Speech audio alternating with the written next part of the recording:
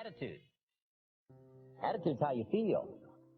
First of all, we're affected by what we know. Second, we're affected by how we feel about what we know. The emotional part now. This is a major part of the 5 pieces. How I feel. Now, there's a lot of different ways to feel. Here's one. If this is all they pay, I'm not coming early and I'm not staying late on the job. Right? We call that one way to feel. Isn't that a selection process? If this is all they pay, I'm not coming early and I'm not staying late. We call that your choice of attitude. Now, do you think that attitude, if you kept it for the next 5 years, would greatly affect your fortunes? The answer is, of course. You cannot escape the accumulated effect of the selection of your attitude.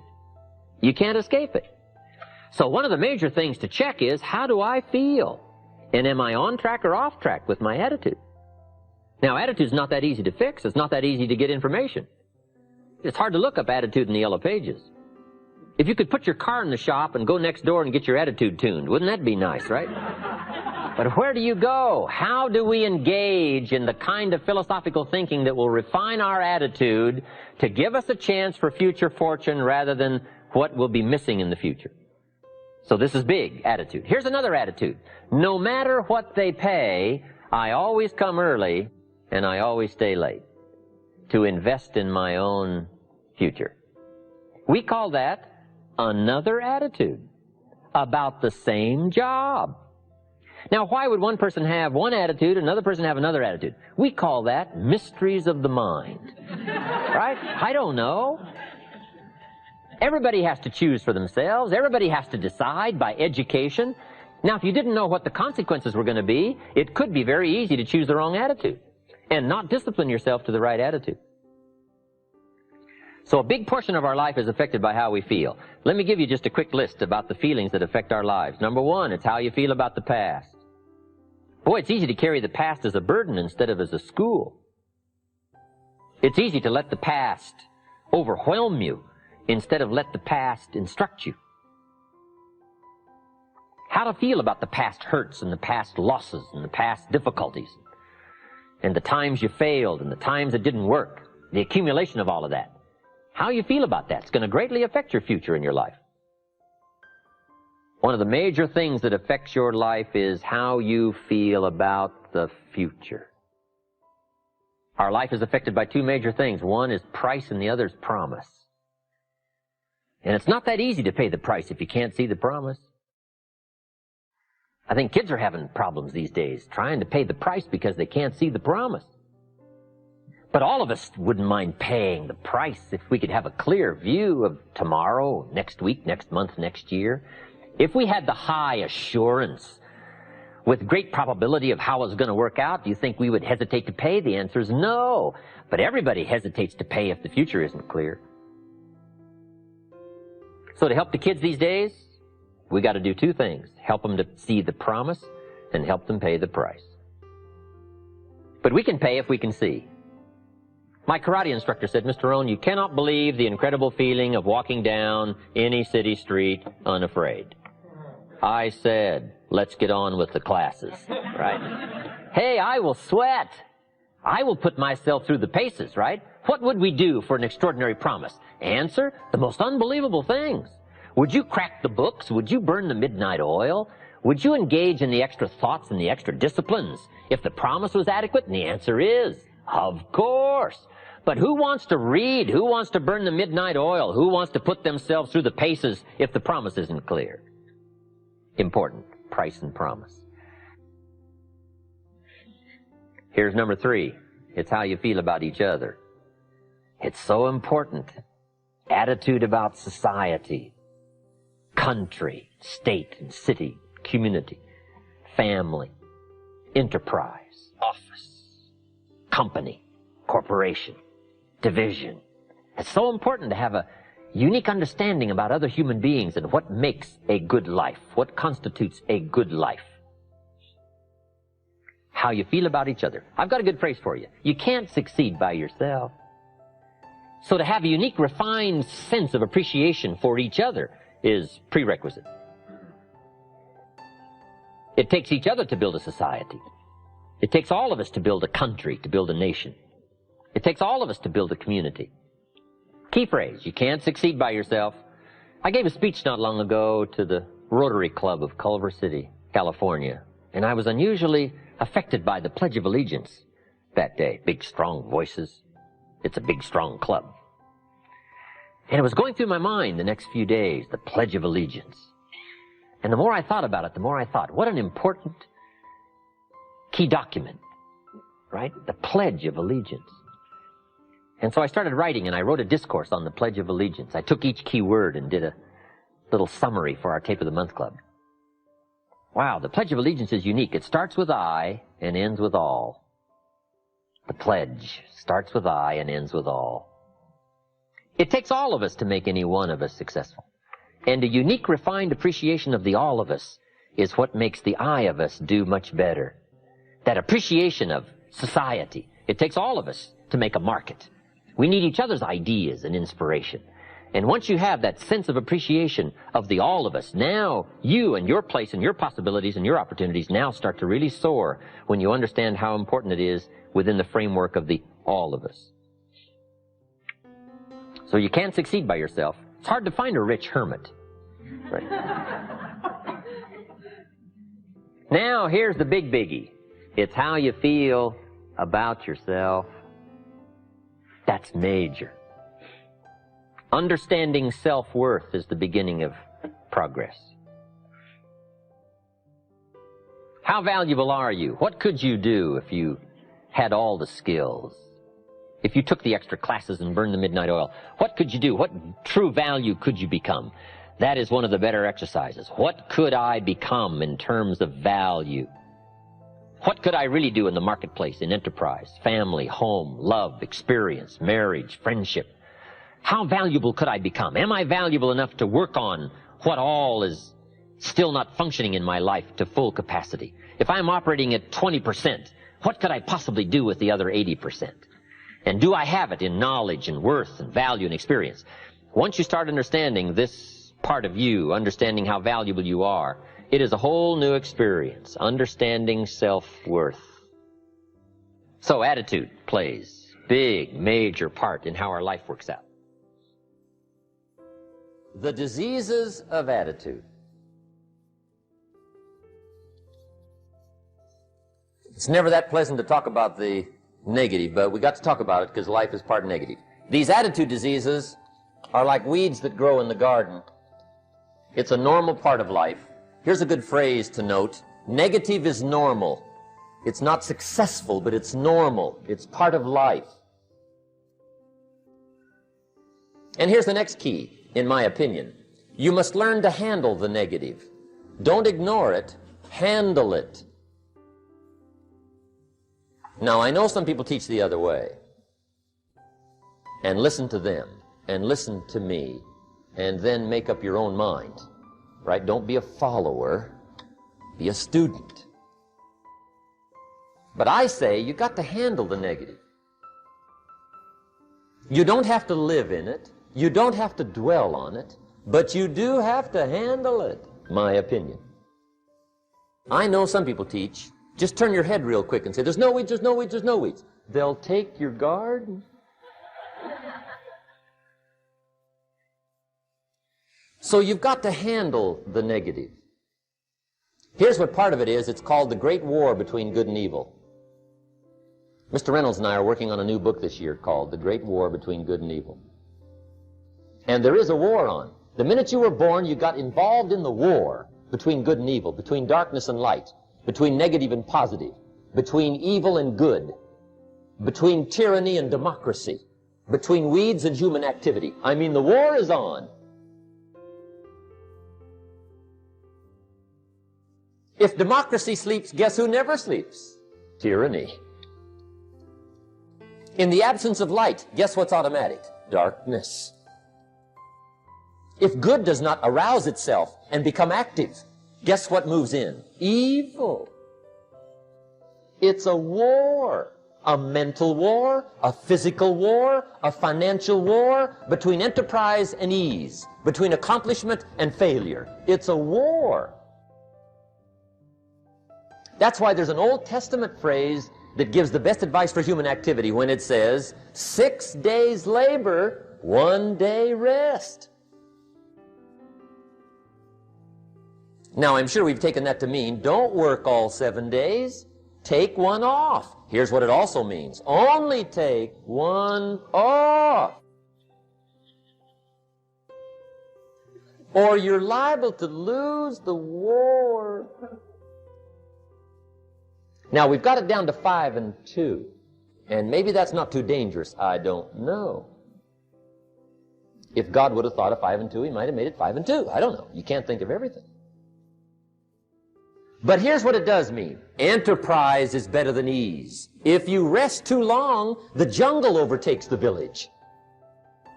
Now, here's the good news about the war between good and evil. Evil is no match for good, but good must be active. Weeds are no match for human activity, but if you stand still, how far in will they come?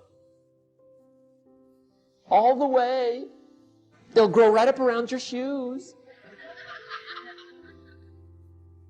But if you get busy, how far back can you take them? As far as you wish. They're no match, but you must be active. That's why the 6 and 1.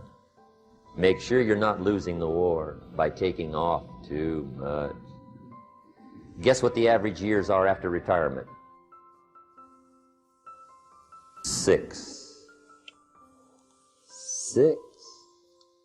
Which means don't retire. Your chances are too slim. Okay. The war between good and evil, the weeds. You got to make sure you recognize the negative, handle it, deal with it, and then go on. Let's make a list of the diseases of attitude that can wreck all your chances to do well. One of the words that destroys everything is called neglect. Neglect. And I found this out. A week of neglect could cost you a year of repair. It isn't worth it. So what to be on the lookout for? Here's the list. If you were making it, you'd have the same list I've got. Right? We're not covering anything new tonight. This is a reminding session, not a teaching session. But it doesn't hurt to go over it again. Here's the list. Attitude diseases. Number 1 is indifference. The shrug of the shoulder. The guy's not even concerned. He's just drifting. This is called the mild approach to life. A disease known as mildness.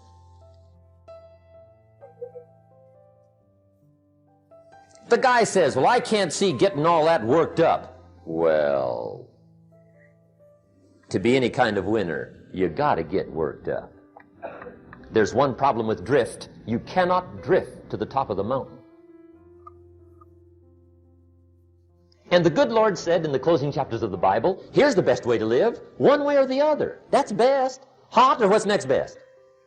Cold is next best to hot. Not the half-baked middle, lukewarm, not too hot, not too cold. What a sad way to live. I think what it means is pick a direction and go with everything you got. Just pick one and go.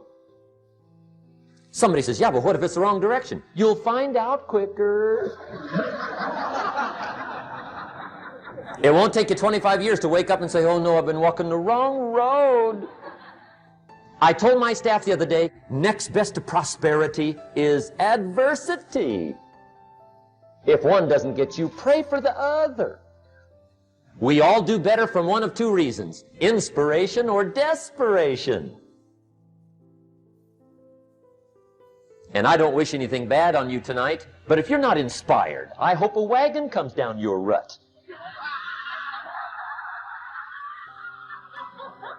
Whatever it takes to get you to try harder, read more, set your goals, and go for it. Somebody asked me one time, what quality would I pick if I wanted to work with somebody? And you know what I picked first? Number 1, strong feeling. Please, number 1, give me somebody that feels strong. About most anything, I don't even care. Just so they believe it. Even if they disagree with me. Wonderful. Just so they disagree vigorously. I'm not saying it's easy to win those kind of people to your point of view, but I'd rather do that than to try to resurrect people from the dead. Pump them up every month, pump them up, pump them up. I pass. The good Lord needs a leader for the early Christians. Remember the early days of the Christians? Not like today. If you were to stand up in the early days and say, I'm a Christian, cut off your head, toss you and your wife in jail, let you rot. I mean, those were ugly days. Being a Christian back then was not called socially acceptable. They didn't have 125,000 in the Los Angeles Coliseum to hear Billy Graham on a Sunday afternoon. Not back in those days. Back in those days when the Christians got in the Coliseum, it was a different story, right? I mean, the word was, stay out of the Coliseum, especially on Sunday. Last Sunday was Lions 33, Christians nothing. See, those were mean, tough struggle days for the Christians. Now, when the days are mean and tough and struggling, you got to have some kind of leader. Do you know who the good Lord picked for the leader when the days were mean and ugly? Saul from Tarsus. That's who he picked, Saul. I'll tell you what, I would have picked him. You would have picked him. Anybody would have picked Saul. Saul was one of those incredible guys. Once he got into something, look out. Everybody in the community knew what Saul was in. Because whatever he joined, he'd flip all the switches, open up all the dials, turn on all the faucets, and go like mad. He was known as All-Out Saul. I mean, he was something else. Now, at first, it wasn't working out well. Saul hated Christians, which makes a poor leader, right? I mean, that won't work. Saul got this bug somewhere about the Christians. He got to hating Christians. And he hated them so bad, every time somebody would say Christian, he'd fly into a rage. And I guess he decided one day, it was his mission in life to get rid of all the Christians. He was Saul anyhow, could do most anything he wanted to. So he got him these letters of authority to go around to the various communities and hunt down the Christians. They said, do whatever you want to with them, Saul, they're unpopular anyhow. Drag them in the streets, whip them, stone them, torture them, kill them. You mention the name Saul from Tarsus to the early Christians, I'll tell you what they would do. They would run, hide, lock the doors, leave town, dive underground. I've been in the catacombs of Rome where they hid. He was mean. I mean, terribly mean. But remember the story? One day Saul's making it for Damascus. Heard about some new Christians, flies into a rage, takes off for Damascus. And the story said he was angry. There's a little sentence in the story that says, on his way to Damascus, he was breathing out threatenings and slaughter, which meant he felt rather strong about the idea, right? That's strong. That's strong. But on this journey, right, according to the story, as Saul was making his way to Damascus, the good Lord looks down out of heaven and says, there's my man, Saul. He's got to be something else. And according to the story, this great light shines out of heaven, knocks him flat, right off his horse, grinds his face in the dirt, and blinds him for 3 days. The good Lord using recruiting tools we can't use, but when you're Lord, right? To make a long story short, Saul from Tarsus becomes converted to Christianity. He becomes Paul, the great leader, the apostle. And without a doubt, the good Lord got him a dandy. One he didn't have to pump up every month. In one of his later writings, he said, the things I once hated, I now love. The things I once loved, I now hate. See, that's strong. Here's the key to the good life. Learn to put everything you've got into everything you do. Whatever you are doing, pour it on. It will quickly open up into opportunity or quickly disclose to you that you ought to be doing something else. The delusion is, if I had a better job, I'd really pour it on. See, that's delusion. Wherever you are, pour it on. Don't give somebody half a job for a day's pay. Pour it on. See, that'll help change your life. Get rid of this disease. Here's the next attitude disease, indecision. Mental paralysis. The guy can't make up his mind and it becomes a disease. Pretty soon he knows he's got it. The guy says, well, I know I'm on the fence. But he says, what if I get off on the wrong side? Listen, after a while it doesn't matter. Just get off. Any side will do. A life full of adventure is a life full of many decisions.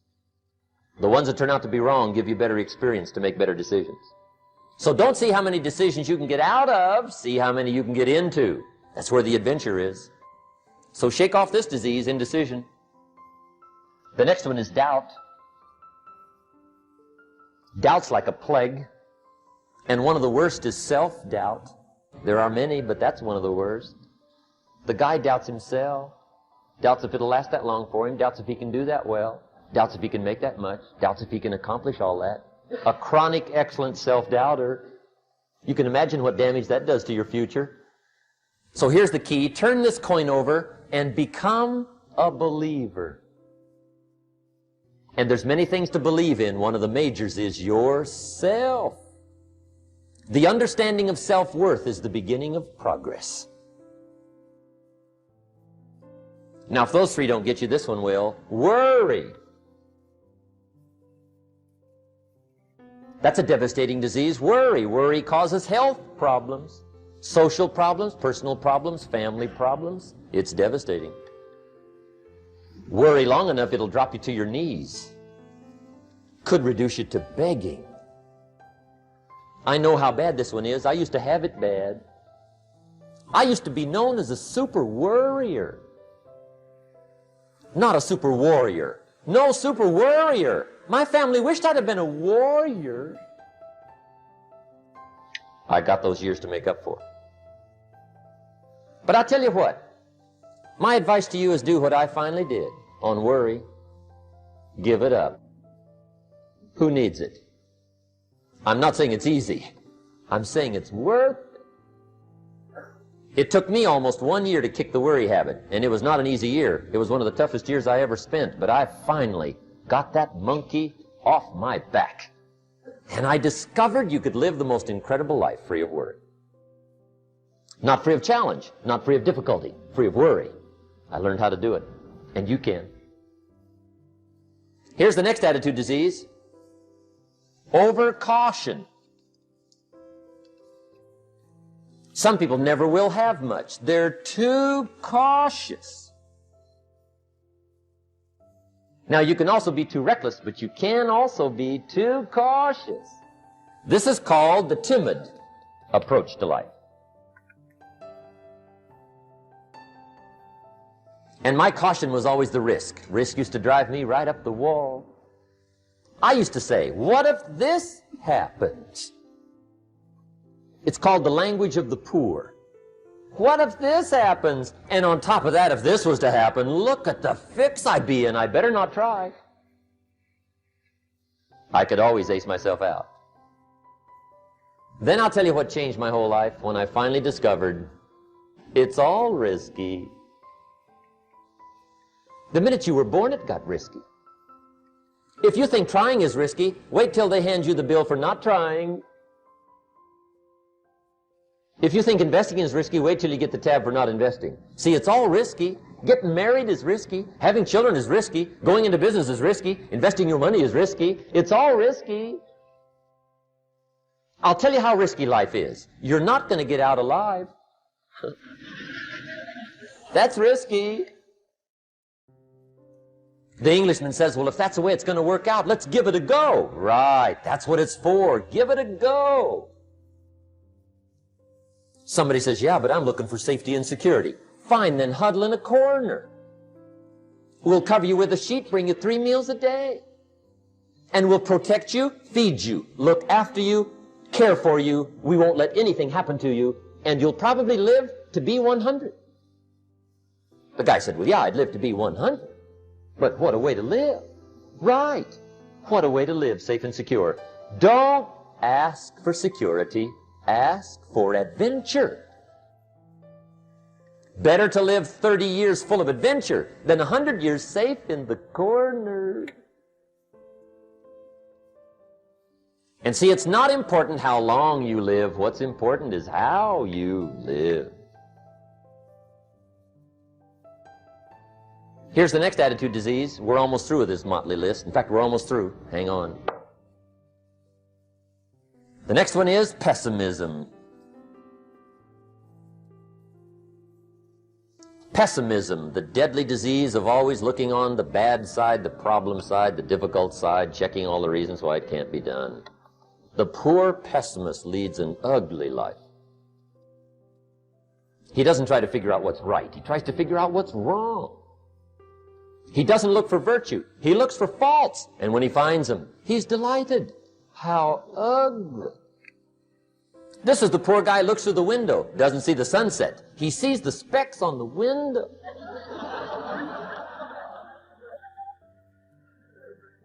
And this is the poor guy, right, who rushes up, takes such leave of his senses. This guy rushes up and he says, I've got 5 good reasons why it won't work. He's so dumb he doesn't know. All he needs 1. He's got 5.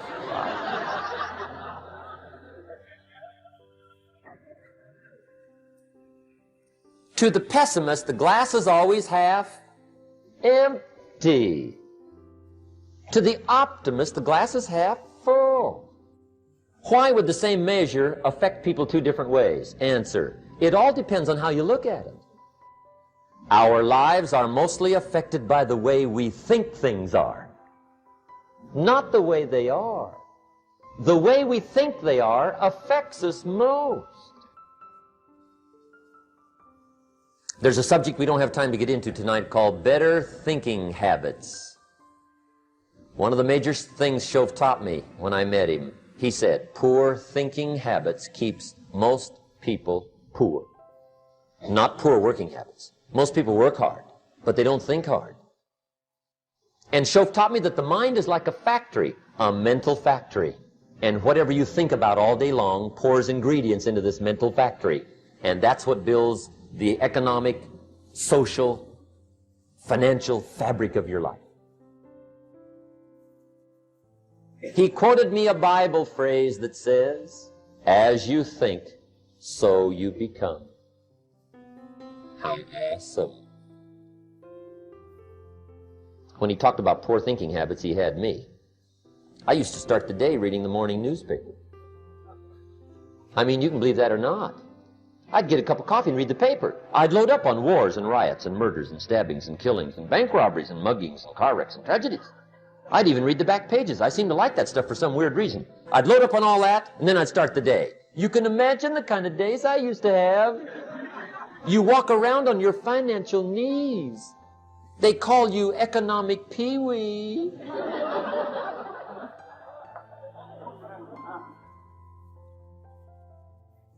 The guy says, I want to be a great leader. Wonderful. The first thing we do is follow him to his house. When we get there, we walk in and check his library, number 1. Somebody says, well, why check his library? The reason is because what a man reads pours massive ingredients into his mental factory, and the fabric of his life is built from those ingredients. You would not believe what some people have got in their house to read. You would not believe. One of the best dressed up words I know for a lot of it is trash. Can you imagine dumping a barrel of trash into this mental factory every day and coming out with a rich, dynamic, positive life? It can't be done. You might as well try making a cake with cement. The kids back in Danbury, Connecticut, high school, they're asking me questions one day. I'm talking to the kids. Kids got good questions these days. One of them said to me, Mr. Rohn, how do you build the good life?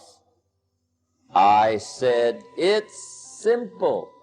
It's not easy, but it's simple. Here's how you build anything. Select the right ingredients, keep out the wrong ingredients, and it starts with thought. Everything starts with thought.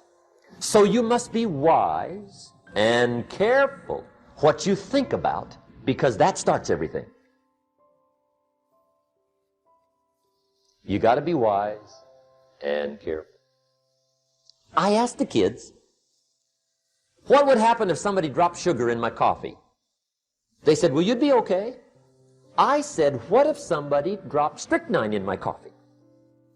They said, well, you'd be dead. I said, correct. Lesson 1. Life is both sugar and strychnine. You gotta be careful. I said, what if my worst enemy drops in the sugar? They said, will you be okay? I said, what if my best friend, even by accident, drops in the strychnine? They said, well, you'd be dead. I said, correct. Lesson 2, watch your coffee.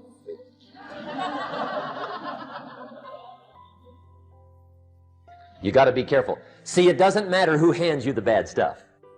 It doesn't matter where you get the bad stuff. It'll still do its damage on your bank account, wherever you get it.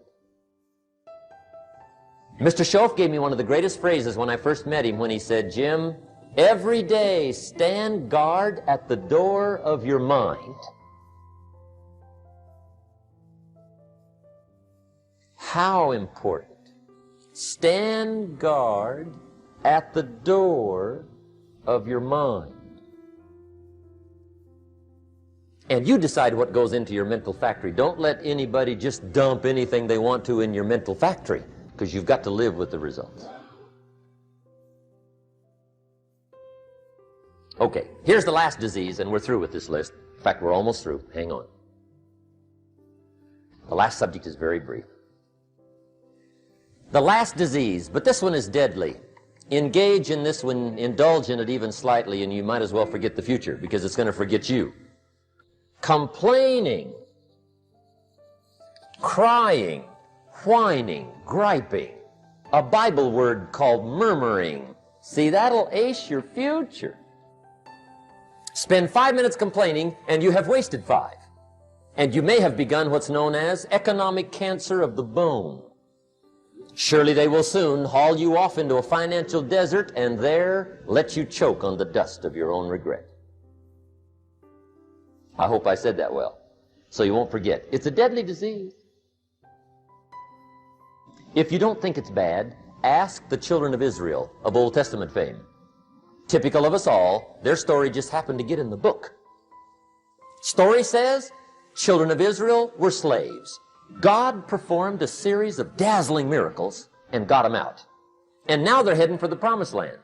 Remember the story? Heading for the promised land. Tragedy of the story, they never got there. Reason. From day one, they started to complain. They griped about the water. They griped about the weather. They whined and cried and griped about the food. They griped about the leadership. They whined and cried because it was too far, too cold, too hot, too difficult, too miserable. I mean, they whined and cried for years. Finally, God said, I've had it, trip canceled. Or something like that. The story says they died in the desert, never got to the promised land. Which I think means 2 things. Indulge in this long enough, you get your future canceled. And I guess it also means even God himself can only take so much.